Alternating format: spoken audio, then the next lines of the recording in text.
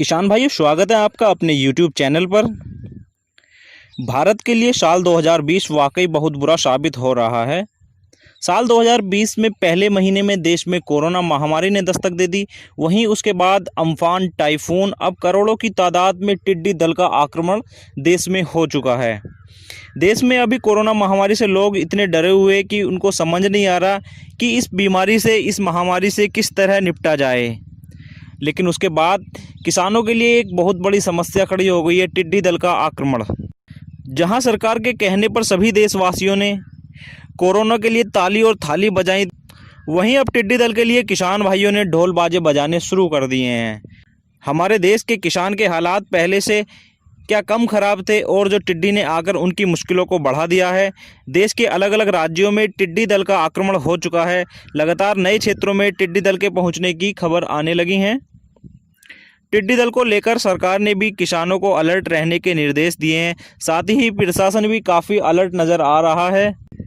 चलिए अब कुछ बातें जानते हैं टिड्डी दल के बारे में।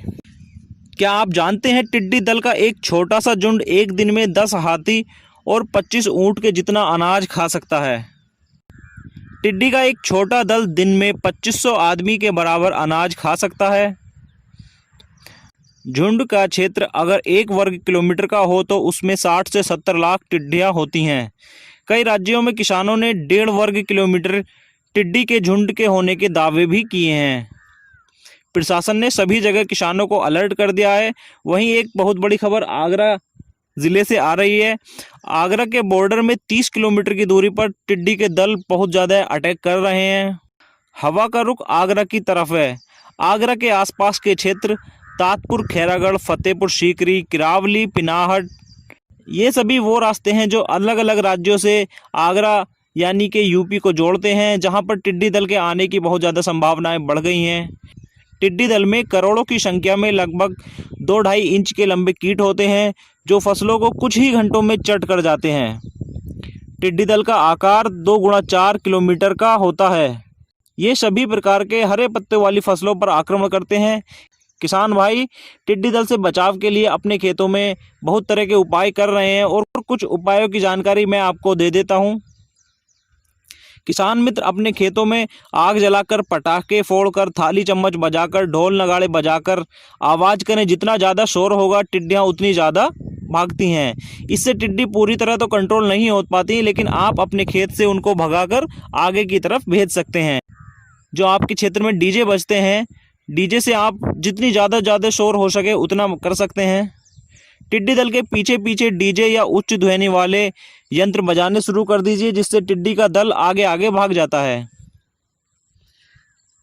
अब बात करें कीटनाशक की, तो कीटनाशक रसायनों में क्लोरीपाइरीफॉस 20% ईसी की 2.5 ml मात्रा प्रति लीटर पानी में, लमाडा क्लाइमेथ्रिन 4.9% ईसी की 1 ml मात्रा प्रति लीटर, डेल्ट्राथीन 2.8% ईसी की 1 ml मात्रा प्रति लीटर पानी में घोलकर टिड्डी दल के ऊपर छिड़काव कर सकते हैं। और भी तरह के कीटनाशक होते हैं जिनसे हम इनको छिड़काव कर सकते हैं। टिड्डी का दल शाम को 7 से 8 बजे के आसपास ज़मीन पर बैठ जाता है और फिर सुबह 8 से 9 बजे के करीब उड़ान भरने लगता है। इस समय में हम उनके ऊपर कीटनाशक करके उनको मार सकते हैं। दिन में जब टिड्डी दल आपके खेतों में अटैक करता है, तो आपको खेत में खड़े होकर ढोल ताशे बजाकर उसको भगा देना है। आपके क्षेत्र में कहीं भी पेड़ पौधों पर अगर टिड्डी दल बैठा मिले, तो आप ये कीटनाशकों का स्प्रे कर सकते हैं।